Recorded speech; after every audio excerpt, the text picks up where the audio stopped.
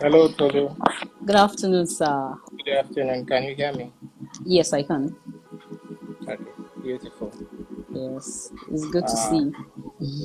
Same here. Yes. I'm hoping that we'll be able to round up good, and I hope you have all your questions ready. Yes, I do. I have a lot of questions already, and I'm sure people are going to. Do I Chloe, start? how are Should you? I? Should I be scared? Should I be Chloe scared must with my join this questions? interview. Yes, please join. Send your questions. I'm going to ask them. Don't Oh my worry. God. Well, Yes. there's no question that can't be answered. Yes. Thank you, everybody, for joining us. We have a lot of questions for Mr. Diseye today. But before we go into the questions, we would like to know about you, your background in art, how art started for you. We would like to know that.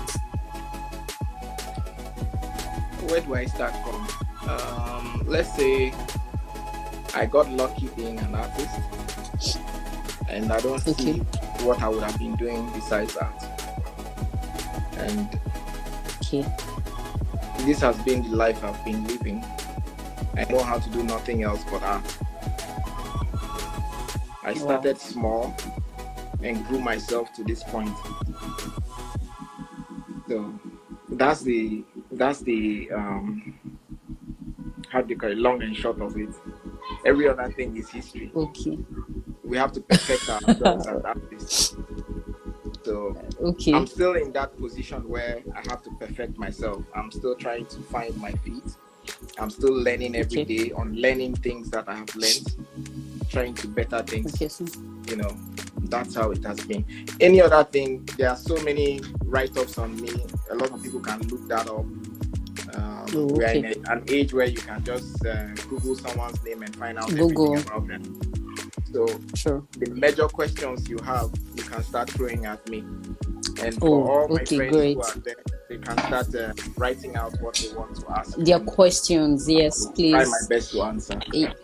To answer. Okay, so I have a question here. Someone actually sent me this to ask how the Afropop art, how you started the Afropop art. What motivated you into going that way? Well, like every artist, I started with creating portraits for people.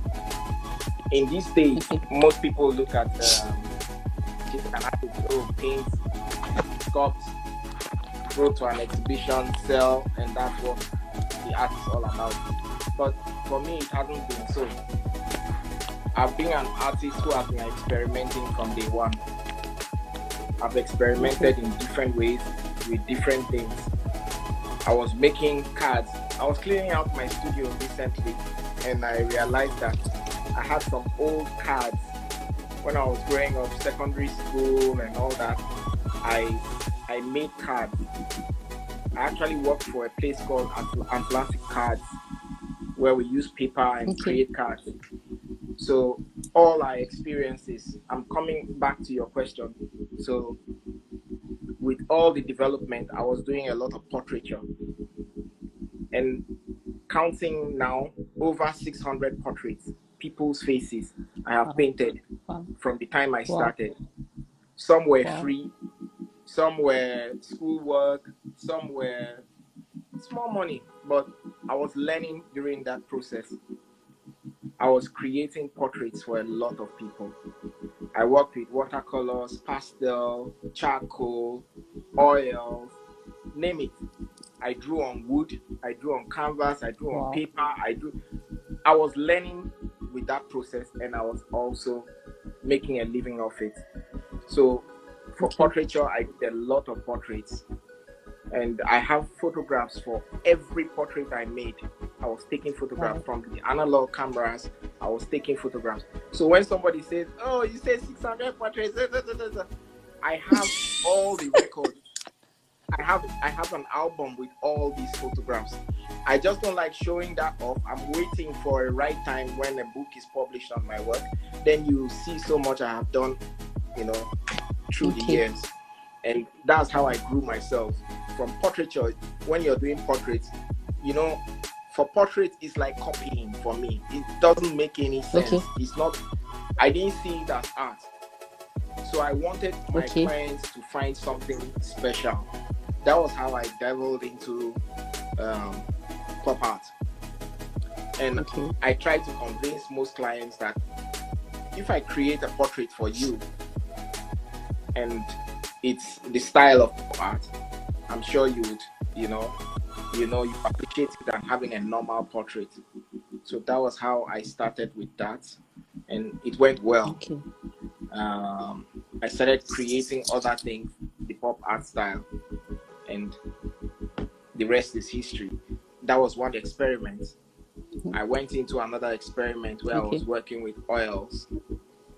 And when I was creating oils, I realized that at the point I had some problems with my chest. I couldn't manage it. So it was because I was working in a tight space. My studio was smaller then, and there were no expellers and all that. So, and I couldn't stand the smell of then I was using kerosene and fuel to clean my brushes, to lighten the paint. And these were the things that, affected me. So I left oils for close to 20 years. I never painted oil. But I came back to oils during this lockdown. Now I paint in my garden. And that's what I've been doing. I've been working, I'm coming back to oils and trying to, create a new body of work. And that's where I am right now. Question 2. Now I want to go to the functional art. Functional sculpture. Yes, functional sculpture. One question is how you started. Why did you decide to go into functional sculpture? Then what was how did the market embrace it? Was it challenging to get it into the market as your art, as your production? Why did you go into it? Functional sculpture. Functional sculptures for me started as a way of preserving my father's car. When he died, I decided nobody wanted the car. It would just be parked and rot. There were other cars, but this particular car, I don't know why he loved it. And that was why I went, looking for solutions on how to preserve the car. I could have gotten a garage and kept it. I could have just covered it up somewhere. But it didn't make any sense to me. So I cut the car after seeing someone who created a Range Rover, a desk with Range Rover. So I decided to use that opportunity. And I said to myself, it's a flat boot after all, and I made my own desk. So I changed that car to a desk, and I started creating other things with the remaining parts of the car. Those I never sold, but when I had a lot of people like, can you sell this for me? Can you do this for me? Can you do that for me? Then I said, well, this is not a bad idea to do it for people. So I created a few for friends, for a fee, of course. Then I decided during the time when Art House decided to have an exhibition for me in Lagos. Alongside my paintings, I told them that I was working on something new, and it was functional sculptures. A lot of people were uncomfortable with calling it functional sculpture, and why not furniture, and looking at it in the same price and same range. And I didn't find it funny because for me, I saw it as art, and I don't see it as you having all your complete settee in your sitting room being Sorry, I had a call coming in. So Okay. for me, it was really uncomfortable having these sculptures, exhibited and people seeing it as furniture. They are furnitures. Yes. And I had to explain to them that this is not the kind of thing you do and keep and say, okay, this is the chairs I have in my living room. But it's something you keep aside and say, this is something special, it has a pride of space. I had to educate people about it. I sold a few of these, and although most of what I did was for myself, I was creating for myself, because of the pain that it takes to create, I found it difficult letting go of most of them, but I could show them off. I sold some to cover off the cost of production and all that. So that was it about functional sculptures. The exhibition was nice. Lots of people loved it. We sold some and still selling a few, but I like them around. I enjoy them, so to say. Okay, all right. So someone is asking, being a collector, do you plan on having a gallery or organizing residencies? That will come in the future. The way I see it, I want to take a step at a time. Okay. Today we're supposed to be talking about studio management. Studio, yes. But why? Yes. But with these questions that are coming in, it just tells you that people are hungry for other things. We can dive into that a bit. So with a gallery and residency space, it's something that it's in the pipeline, so to say. Okay. I'm working on doing something like that, and with time, that can come up.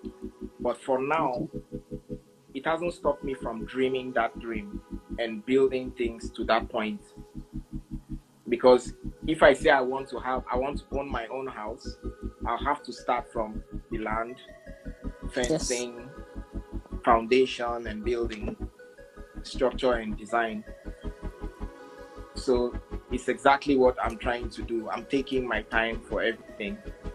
I'm going to be an artist for the rest of my life or my remaining life. So there's a time where you're going to give back.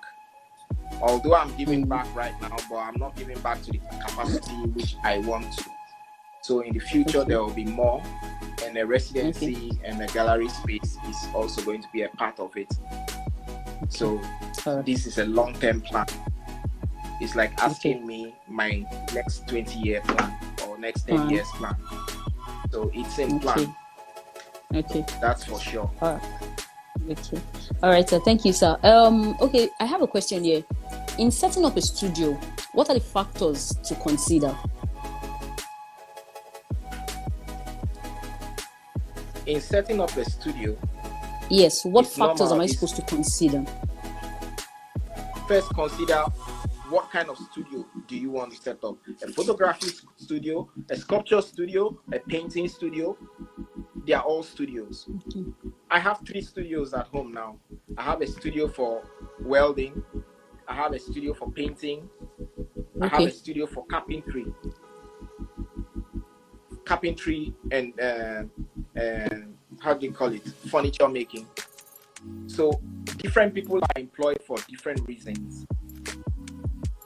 I employ them on short term, and we learn from each other that way. For the welding studio, I think somebody like Fidelis Odogu, or who I call what's his name again? Dr. Popola and the rest will be in better position to explain to you what a studio, a welding studio is.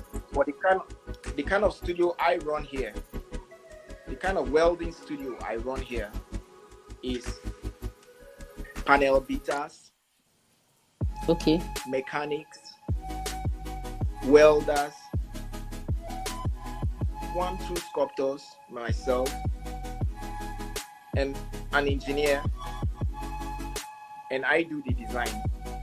So I come up with a design and I bring in this team and we talk about my design. I source the car and I come up with what everyone will do. The spray painter is not going to do any work till the welders have finished. So when he's done, he comes to this next desk. He comes to this next desk. So everybody plays their part in the scheme of things, and you produce one piece. That's how that works. For the carpenter workshop or studio, what happens there is when I have an interior job, if somebody says, I want to rebuild my kitchen, my sitting room, or doors, or furniture in my home, I build that team, put them together, take measurements for the house, create all the designs, see the design through. I'm not a carpenter, but I take that job because you want that perfection. There is a carpentry workshop, or there are carpentry workshops not far from my house. It's very it's called Elabuchi. It's a wood factory. What I tell my team is that my clients pass through all those places, but they came to me to design, and they came to me because they want perfection. And for that perfection, I charge like 3-4 times the price a normal carpenter would charge. So whatever we are doing, it has to be perfect. We have to satisfy the client 100%, if not 101. And that's what I do. So when you say an artist, you don't think of an artist as, oh, he just draws and paints. Anything that comes, as long as it has design in it, you can do it. And that's how you make the money off. If you can't do it, you build people together, bring people together, bring experts together, and create the best of whatever can be done. And that's what I do. I pull a team together for every project, and we carry it out. I charge a premium for it, but I give you exactly what you want, and I give it to the best of my ability. And that's what I do. For the painting studio, I have one staff for now, who is my studio manager. He makes sure I have enough materials, different kinds that I need to work with. He does all the stretching for me. He puts everything where I want to. If I'm looking for a particular palette knife, it has its own place where it has to be. If it's not there, I call him, because everything has to be kept how I want it to be. And that's how we've been working for many years. It's been working for me for close to 22 years now. Wow. I consider I can't call him my staff anymore. He's like a son to me. And he's although he doesn't want to do fine and applied art, he knows almost everything. He's that good, but he's working with computers. He prefers that animation and all that. And I'm so happy with him that way. So for a studio, you must say what you want in a studio, and the rest is history. Wow. Okay, sir. Okay. When we go up, when we are sure all the questions lead to managing a studio, and I'll show you everything that you need to put in place for you to enjoy your space. Yes. How small so space. Okay, so sir, in setting up a studio, should location matter? Should I look out for the location? Like, should the location be something I should also consider?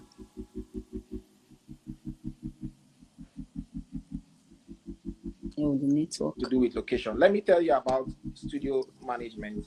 When it comes to studio management and selection of space for your studio, yes, for a welder, it's going to be very difficult working at home.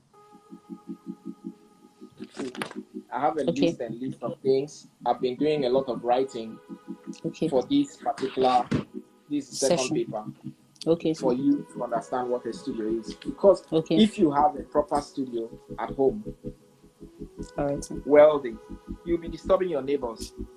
Now, with the lockdown and everybody at home, if you're grinding and welding, and it will get to a point where they'll call a meeting for you. So True. you need a space away from people. Okay. That's one. Far away from people. Unless Okay. you want to create like a soundproof. Then we also have the problem of insurance.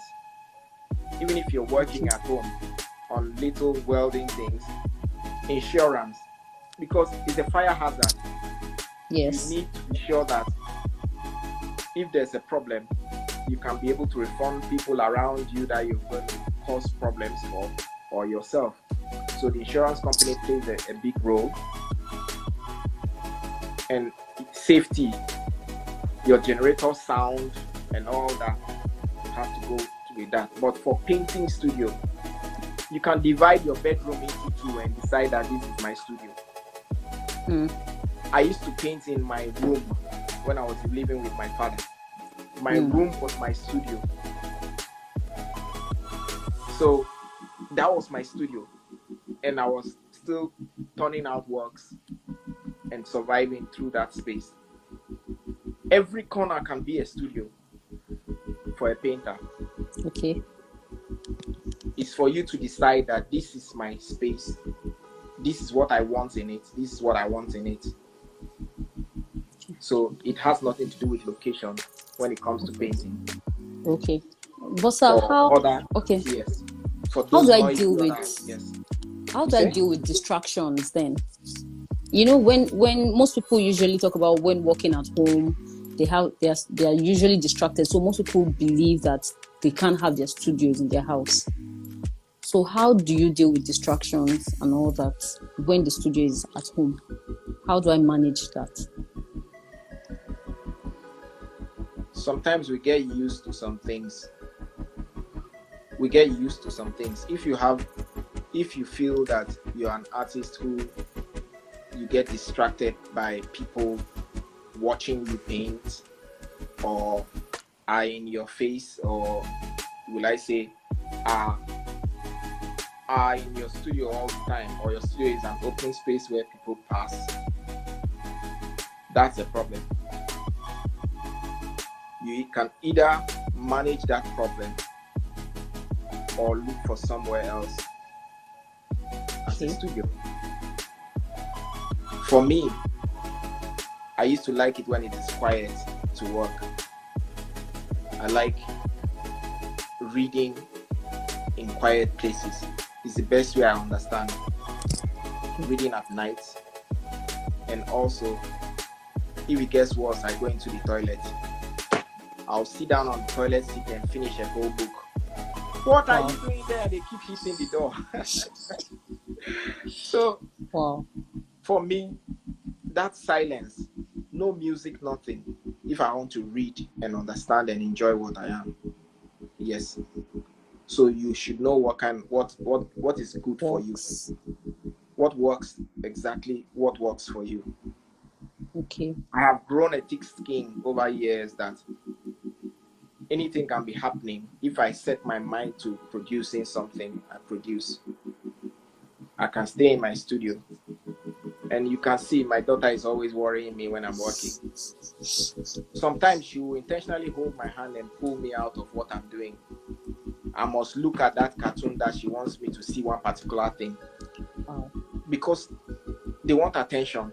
And if you keep running away from that attention, you're creating that problem where they won't trust. They will have nobody else, or they will go and look for someone else to tell their problems. So I'll look at what they're doing. Sometimes I'll act like I'm looking and still be doing my thing. So this is the kind of thing that I do. I make sure that I can manage the problems of people being around. Okay. Okay, so before I ask the next question, I'm interested. I want to know how, like, your day-to-day routine in your studio. How does your day go in your studio?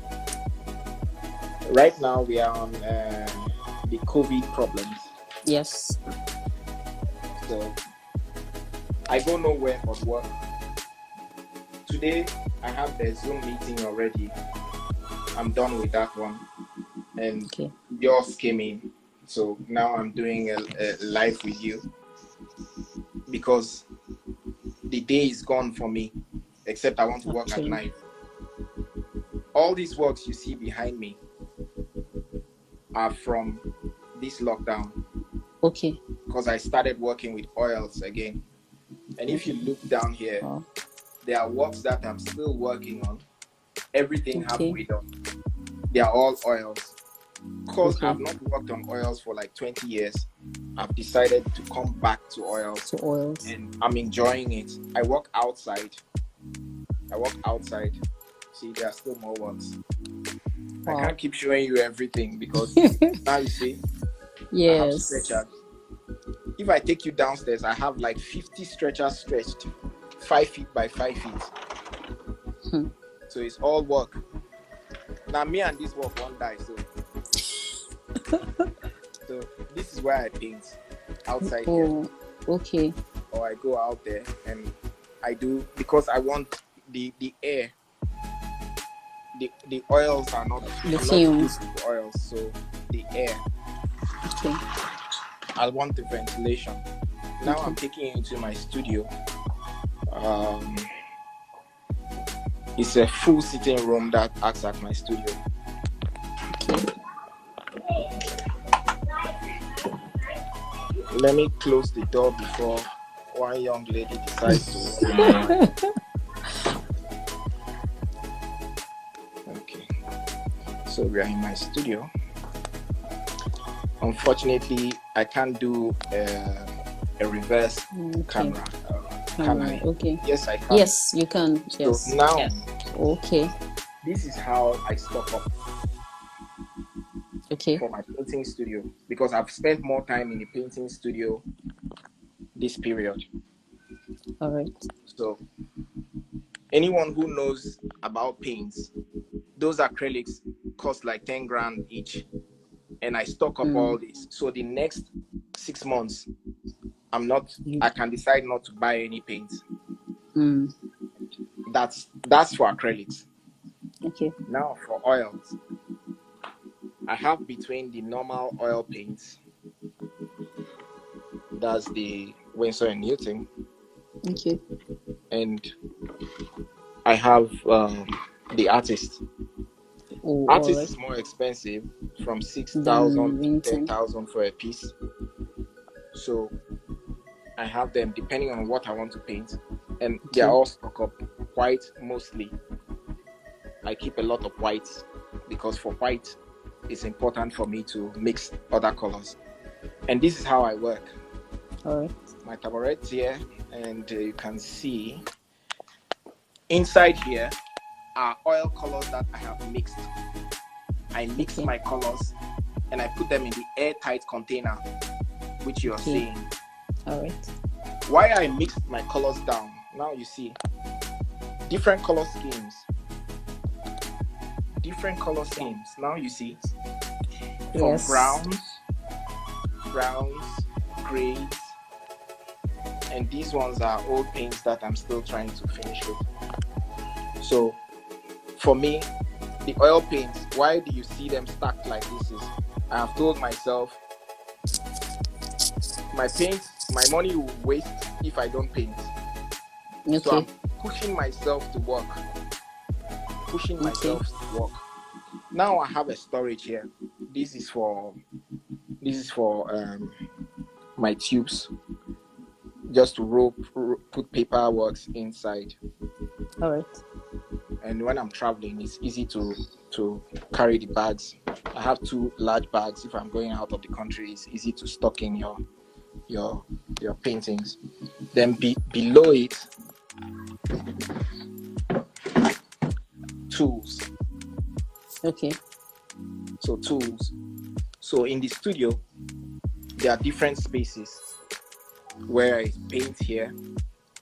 I have a small mini office where you can see the mirror.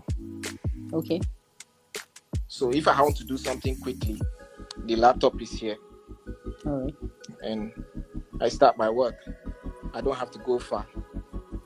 I have my own chair, made my own table, my own chair.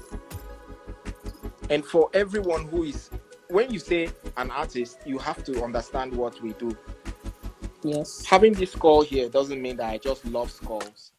You must understand that the human shape, the human face, portraits I've been painting, I have to understand how the skull works, where protrudes and where it goes back. You know, you have to understand this to be able to make proper portraiture. Portrait.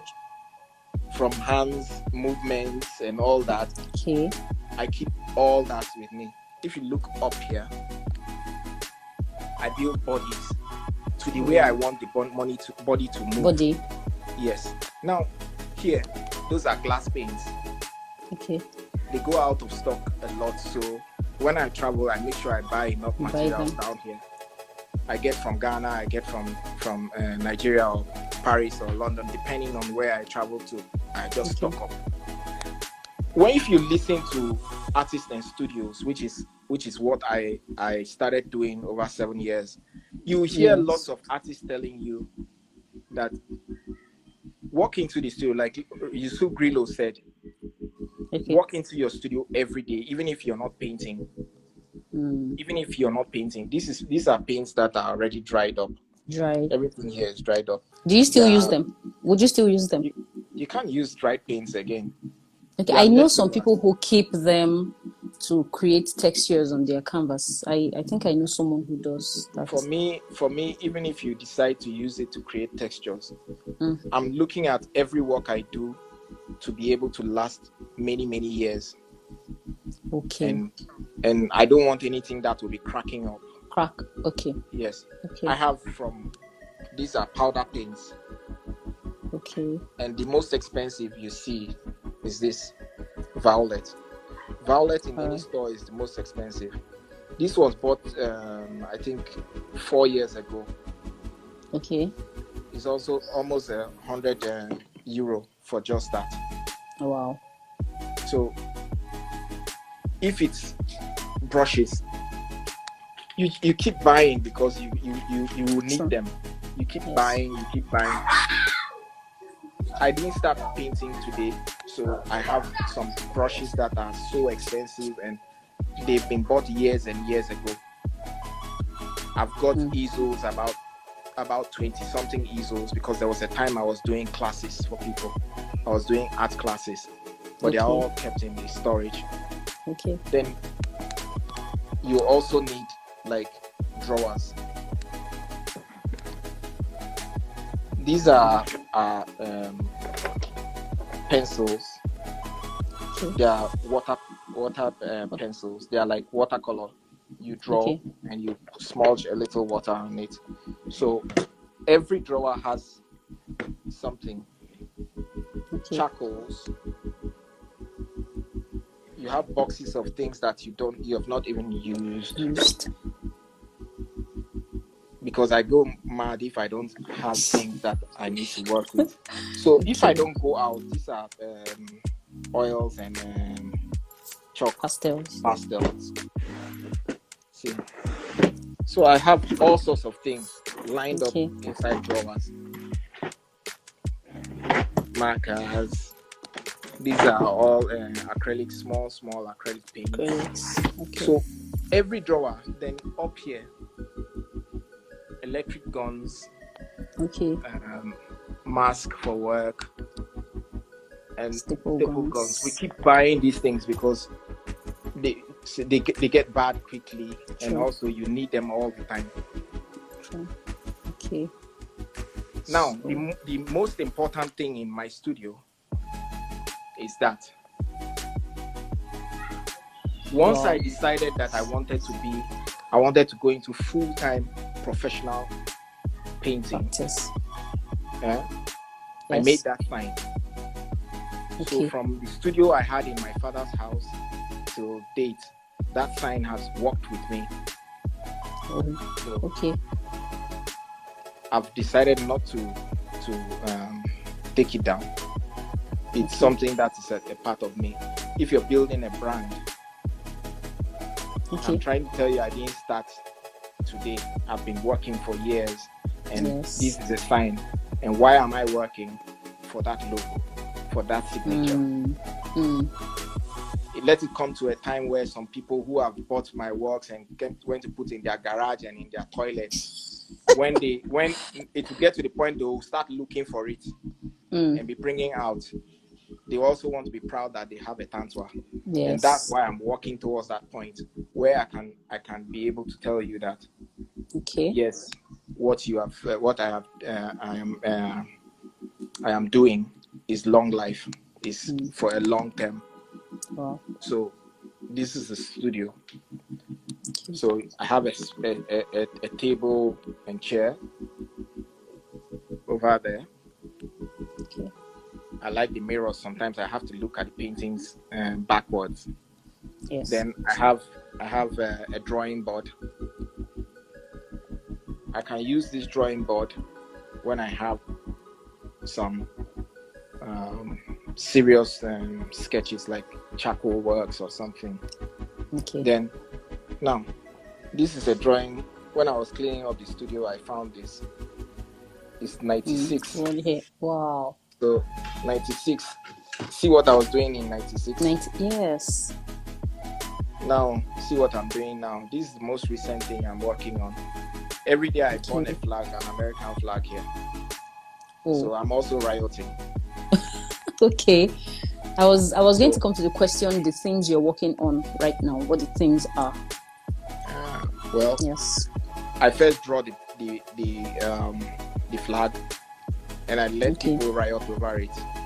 Oh, okay. As you can see. Okay. It's not exact replica of an American flag, but you can see through it. Yeah. These are motifs from one of my shirts, my tie and dye shirts. Oh, okay. Which inspired that work. Oh. So if you look properly, it's all plaster paints. So not every work you do is for money. Some are for posterity. Some are for the time. What happened during this time. So this is my own account of what happened. And that's why you have these works here. I think I have about 3 of them so far. And I'm hoping that I stop there. So for palette knives, the first palette knife I ever bought in my life, it was 600 naira for palette knife and I couldn't afford it. I had a spoon. I went to the place when they told me 600 naira, I couldn't afford it. I bought a spoon. I went to someone who sharpens knife and they cut the sides of it. They use hammer, hit it down, cut the 2 sides of it. And that was what I used as a palette knife. I'll never forget it. Wow. So when people see me today and they think you just started overnight. It was that difficult back then. Because my parents didn't want me to do art. And I was struggling to do art. So every struggle I value today. Wow. So now you can spend as you like, do what you like. Nobody cares. They are happy that you're doing it anyway. Now this is very important in every studio. So you can be able to move. See, you can be able to move around. To move it. And it has all different compartments. Okay. I can draw here if I want at the top. Okay. But because I have a drawing board, I don't use it like that. And it also has the drawers down. There are drawers here as well. Different things in it. So this is how I live. I spend more time in here than anywhere in the whole house. Oh, At least for now, since the lockdown, I've been spending more and more time here. time here. Okay. Then for storage, I have storage up there for small canvases, for large canvases here. Mm. Then I have still stretch. See, there's really no space. There's no space. Every space is important. Mm. And what can you do without a speaker? For music. Oh.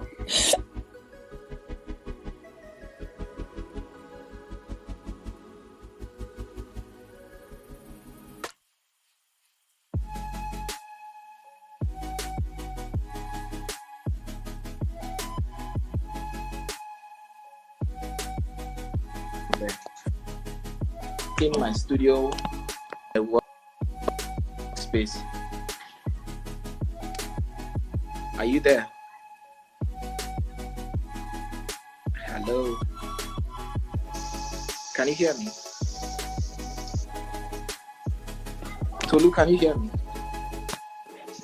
Hello, Tolu, can you hear me?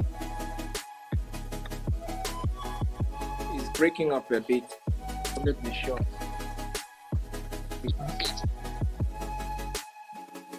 Because we are breaking. Okay. Tell me all your. Let me see.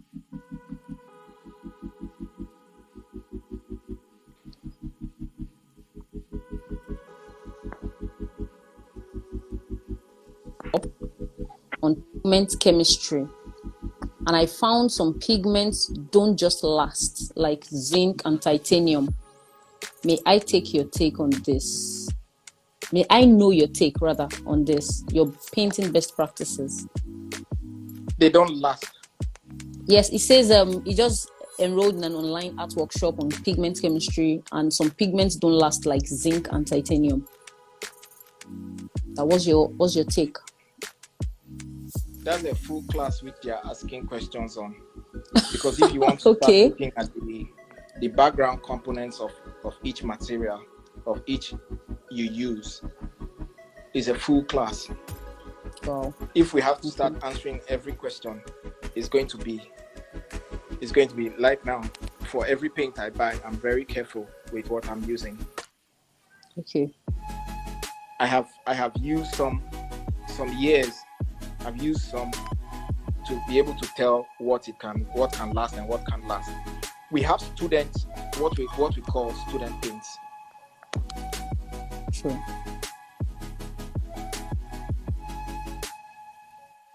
Yes, I can. Can you hear me? Yes. In this part of the country, we have a lot of student paints. People are buying student paints. Sure. As against professional paints. So when you see a master produce work like a dosa and he puts a particular price on it, you'll be wondering, is he not still painting? No. There are professional paints which we use. If you want to be a professional artist, you're looking at long term.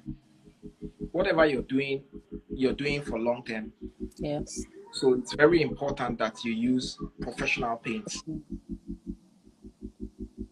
So fine art, you need professional paints to work with. And you have to study and understand how they work, what to mix, how it is done. That's a class on painting. What we are doing here is on studio management. So if I go into that, we are digressing from what it can be a time. If not end today. Okay, so Picture is a bit fake. sorry, a call was coming in. Okay, sir. So someone is asking, what influences your subject matter or your theme? Time. For subject matter, time. Okay. The time. It's important that time. What's happening within the time. What I go through, what I face personally also matters. if I travel somewhere and I am moved by something, I take records and I paint. And it's like a diary, my life diary. Okay. What I paint about is my life diary. And most of it is on bosses and write-ups and words. They are very simple words, but they have very deep meaning if you think about it. So for me, I do my best to try to dissect these things. Okay. I dissect these things, making it easy for the viewer to understand where I'm coming from. Okay. There is a new painting I made on some girls, Ghanaian girls who, when they carry things for you when you buy things in the market. So in the evenings they come together, what they've made, and they make food for themselves. Okay. And they live horribly. Sometimes people will, the pack boys or the agberus, so to say, raping them. They have children, and it's just unthinkable. So for me, the only way I could do was to bring attention to people on them, and I made paint, trying to make an exhibition on it. But 1 2 1 2 1 2. Let me teach you on bought 2 pieces. This man buys this, you know. So at the end of the day, the series is not complete to tell the story. So what I'm doing now with Lockdown is trying to go back to the old things I wanted to do and try to work on them. So in my new exhibition, most of these things would come up. Okay. So that's all what right, from. Okay, so someone also is asking, are your works, what message do your works pass across? Are they political or social? Someone is asking that. I run away from most of these political things, but it creeps in somehow. Okay. It creeps in. My subject matter it ranges from all sorts. Okay. Because different things keep happening, and I have to talk about them. I have to address them in my work. I can't physically go and riot, but I can riot with my paint. I can tell all my stories on my canvas, and that's what I do. You know, the now, and I work. If I am moved, if I am convinced that this is wrong or this is right or this is good enough to do, I go ahead. It's my own perspective of things I work on. Okay. If I'm that pained, if I'm worried about something, down, I keep it down. More questions? Okay. Yes, another person says, what is the role of an artist in the society?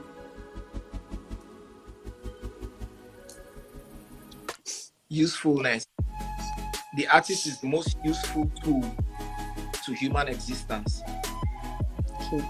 Should I say it again? Yes. The artist is the most useful tool to human existence.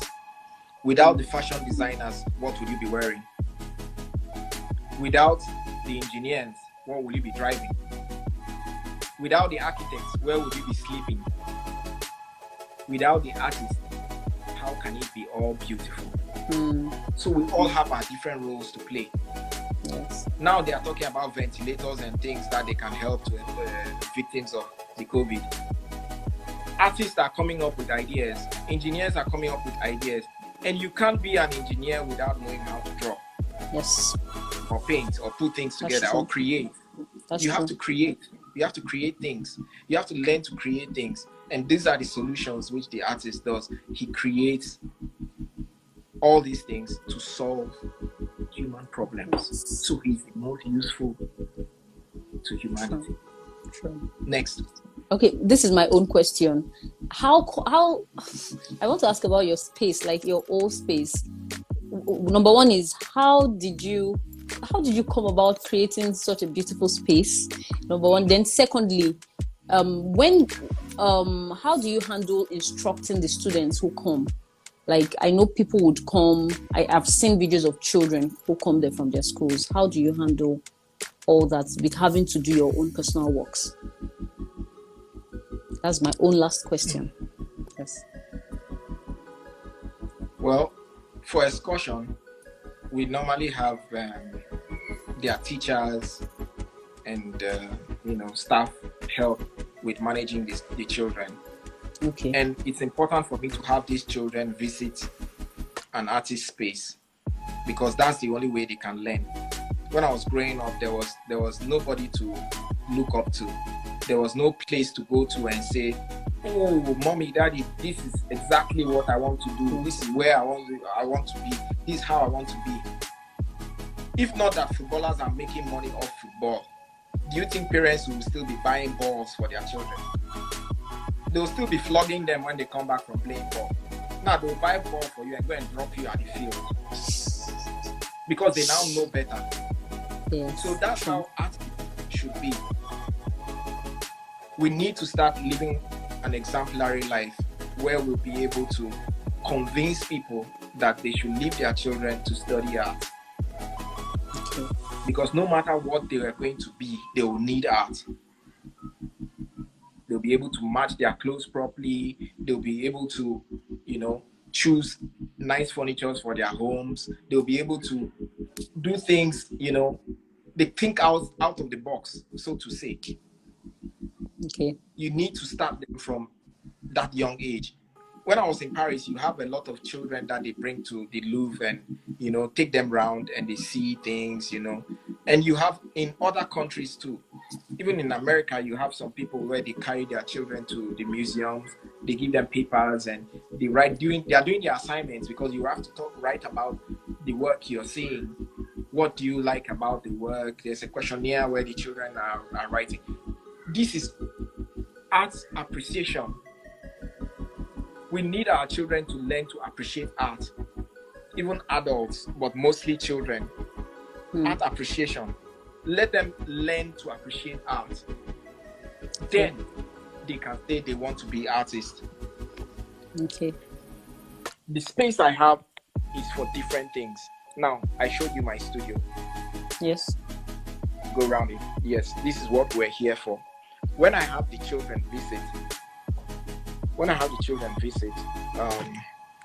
I take them downstairs. I'm running on inverter because everything here is running on inverter. So, okay.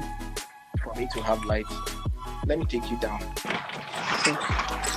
You say you wanted to see this young lady. Yes. Okay. Say hello. Say hello. Hey, Chloe. How are you? Say hello. Say hello. Say hello. Say hello. Leave me alone. Chloe, blow me a kiss. Leave me. How are you? Leave me. I mean, Chloe, wait. You see why I locked her out? Mr. Oliver Nwo is here. Thank you, sir. Oh, my president. Mr. Biodun Olako is here. Wow.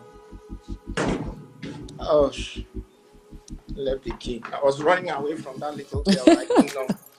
I didn't carry the key. So, let me get the keys.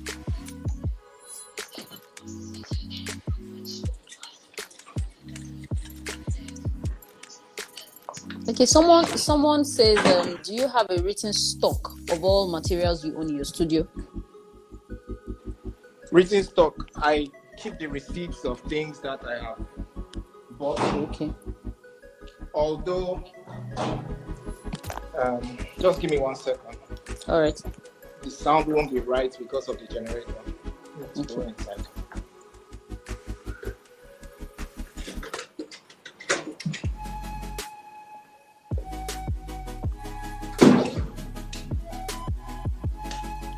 So this is flat 1. Okay. Let me turn the video. This is flat 1. Okay. Can you see? It's part Yes. 1.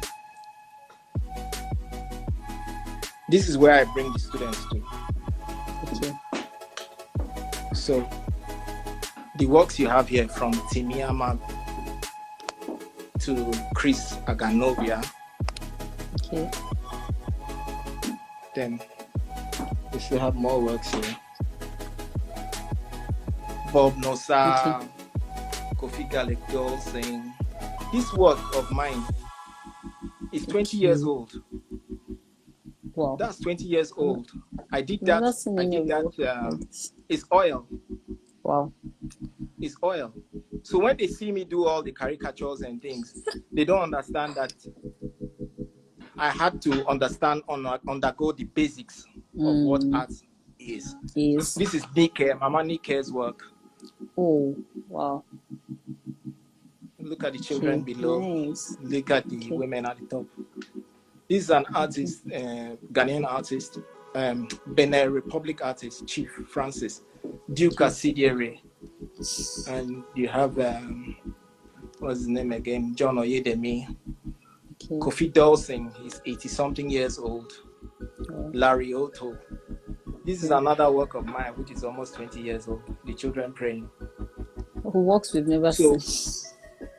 Yeah, it gets to the point where you have to, as an artist, you have to, what do you say?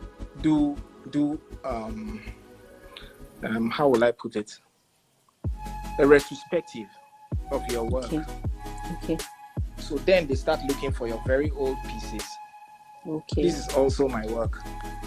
Oh, wow. 20-year-old work. I bought these works back, though, mind you. You bought them? I bought my own works back. I have to approach the client and say, I would like to buy this work back. Wow. So after many years, I had to do that. Wow. So these are works from different artists, from Kolade Oshinawa. This is an Oshinawa here. Romy Sishe. Oh, nice. Tola Wewe. Edosa Ogigo. That's up there is Oluwajaye. Okay. This is the new Ghanaian artist. This is Glover, Professor Glover. Ballet Glover, yes. Ballet Glover. Then this is Larry Otto as well. Okay. Then over here is David Dale. Ben Osagai up there. Those two are Ben Osagai. Benga of 4. The list goes on and on. That's them as Rocco and myself. The list goes on and on. So when I bring the children here, what I bring them here for is to explain to them that now you look at this artist working with material, what do you call it? Nylon bags. Yes. That's Victor Hikemeno.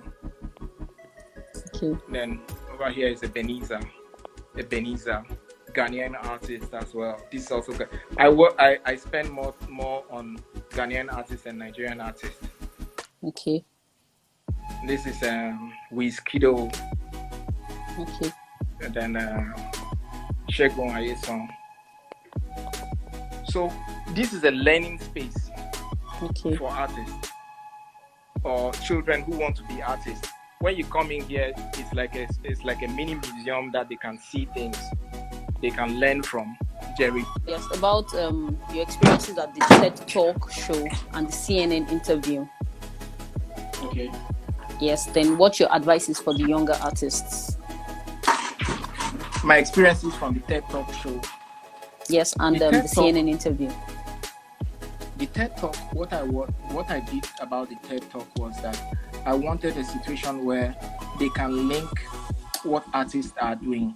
Most artists are in their own separate spaces, but they are also contributing to the environment in one way or the other. Okay. With their art, with what they create, making things out of nothing, making things out of crap, out of scrap. You know, which is very important that we reduce the scrap and and in the trash we community. have in the world. You know, our seas are and animals and fish and all that are dying in the sea because of plastic bags and ropes and things. So artists are actually using these things to create art, you know, Okay. in one way, in one way or the other. They are they are using it to make it possible that we can have a healthy environment. So I had to put different artists together, citing examples from Ghanaian artists to Nigerian artists. Okay. And that's what I did with the TEDx talk. I brought different, and they told me that I can't lift ideas from the internet and use for as examples.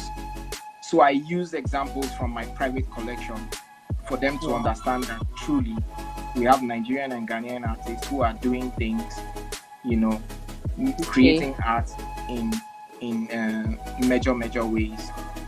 And I think that I was able to pull that off with that. Knowing that we are also doing it for children. We are doing it for the future, for people. Not now. We are not greedy. We don't enjoy the world finish. Make them suffer. Make them clean up our mess. You know. So that kind of thing. Okay. What about the CNN interview?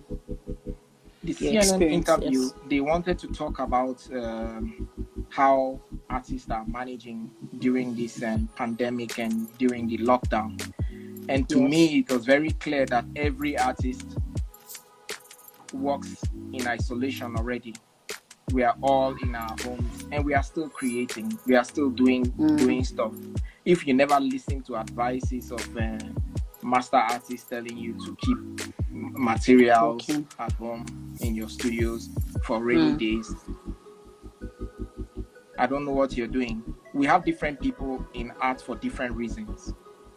I'm in art for the long haul. I'm here for the rest of my life. I want to have an impact with what I do.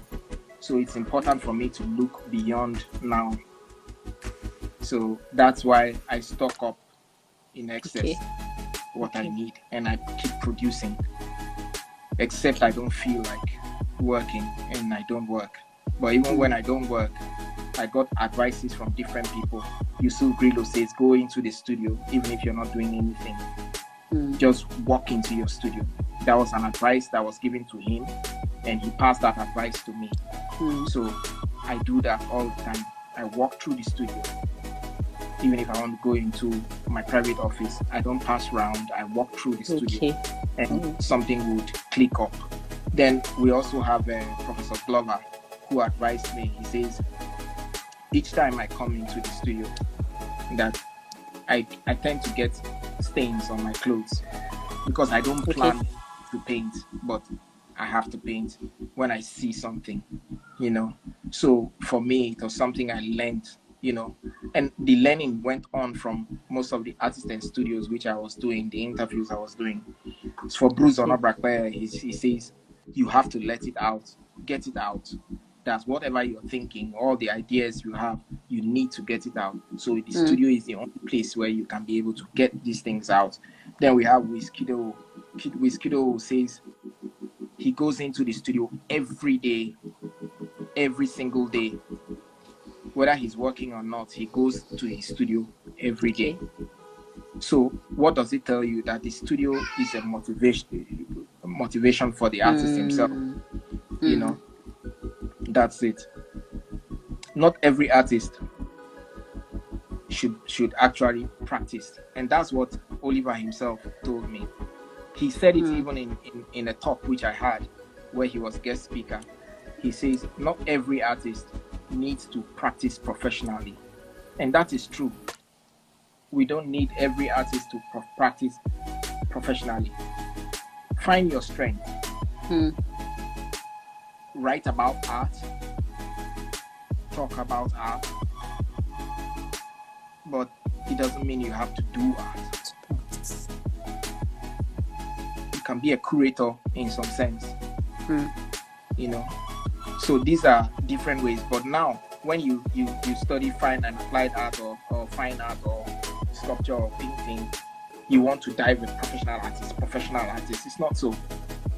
Not every doctor is practicing. Not every lawyer is practicing professionally. So that's the way the profession should be. Okay. And from my late friend BC Silva, she says, in time, it will all sieve out. That means with time, we'll know who is who. Right now, everybody is an artist. Once you buy paint and you splash on canvas, you're an artist. Thank you, sir. Hey. Okay. So for my advice to younger artists, know what you want. Okay, sir. Your focus should be forward, in front. Okay. For the future. Not now. Now. I must make money now. I didn't make money now. That's the problem of my generation, actually. Is it a problem? Well, we want to make. Generation? When I was that generation, I was also looking for money, so I don't blame them. Okay. I needed money to buy materials when I was there. Then I was also looking for money. I was also hustling. We call it hustle. But the thing is, a different way. Not thinking that my paintings would bring in the money, but I was doing other things. Why you bought your artworks back? When you were showing us those works that were 20 years, and you said you had to buy some of them back. So someone asked why you bought those works back. In every year or every 5 years, I made it a point where I should have 1, 2, 3 of works I worked within a series in that 5 years. Okay. I've been through different things. I don't suffer with more. So all the things I did, I want to be able to show you proof of what I did back then. There should be proof of what I'm doing right now in the next 10 years. I can't sell everything. What the artist does, being an artist doesn't mean you make paintings and sculptures and you just sell off. Okay. There's accountability. You have to be able to tell your story. And in telling your story, you need proof. When I told you that I have done over 600 portraits, even me, if I was in your shoes, I would say, this man, they lie. But I have proof. Because of time, I can't start going into my drawers to show you these things. But I can show you photographs and photographs of people that I have done. When I do the work for you and you pay me or you don't pay me,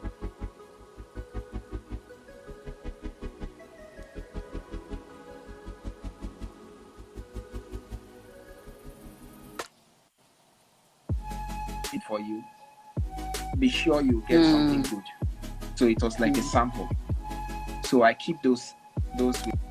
Says, what are your thoughts on cultural appropriation in art? As appropriating culture in art. I don't see one that is not done. I don't see any painting or sculpture that is not incorporated in it. Or else you'll be telling another man's story. You should tell your own stories, and which is why it's important to incorporate it. Your experiences and everything shows in your work. And that's very important for an artist. You preserve what is happening in your community, in your area, in your hood, in your country, in your house. So would you start talking about someone else's culture? It has to be yours. No. So that's what it's all about. Okay, sir. We are done with the questions. Thank you I so would much, like to sir, say a big for thank you to my friends who tuned in. yes. It's actually recording, and she'll be Thank able you. to put this on a short story for people to be able to read and Yes. watch. So, yes, sir. Thank you for having me. Thank you so much, sir, for being here. It was nice speaking with you. I hope from what we have learned from myself, most artists will be able to put their studios together during this period. Yes. We are not talking about how the business of making art. The business is different from the practice itself. You must first know before you give out. So for me, I'm still learning. I'm using this opportunity to learn. I'm using this opportunity to read up most of the books that I have, paint all the paintings I haven't in many years. I might go into watercolor as well, but it depends on how long they're locking us here for. But I'm enjoying it, by the way. Not everybody is smiling about it. True. But I'm enjoying it because I'm able to dive into things that I plan to. And I'm trying my best to stay safe, stay healthy, and keep working as how I expect everyone should be doing. Thank you all for being here and listening to my crap. It was not crap. Thank you so much, sir. We learned a whole lot from this session. Thank you for accepting to be here. So it's time to say goodbye. Please, you can check the YouTube channel. The video is going to be there. Just search for the narrative with Tolu, and you're going to see this video there. So from this night, tomorrow, you're going to see this video uploaded. Yes. Thank you. Goodbye. To you. Thank you, sir. Have a wonderful day ahead.